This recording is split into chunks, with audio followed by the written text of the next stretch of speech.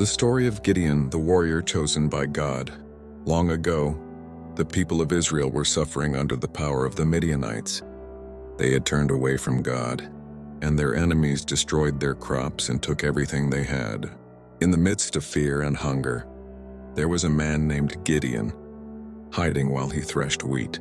Then, an angel of the Lord appeared to him and said, "The Lord is with you, mighty warrior." Gideon was surprised. He asked, "If the Lord is with us, why has all this happened? Where are all his miracles?" But God had chosen Gideon for a purpose. He said, "Go in the strength you have. I am sending you to save Israel." Gideon doubted himself. He felt weak and unworthy, but God promised, "I will be with you." To be sure that God was truly speaking, Gideon asked for signs: a fleece of wool that would be wet while the ground stayed dry, and then dry while the ground was wet.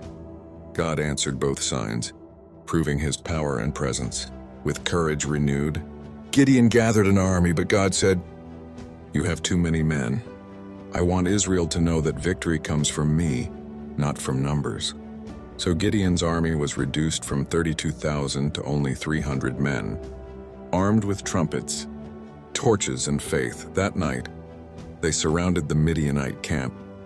When Gideon gave the signal, they blew the trumpets, broke the jars, and shouted, "A sword for the Lord and for Gideon." Confusion filled the enemy camp.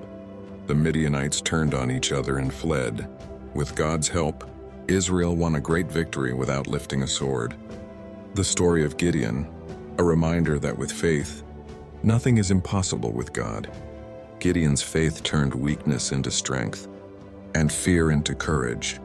His story reminds us, God doesn't call the qualified. He qualifies the called. The story of Gideon, a reminder that with faith nothing is impossible with God.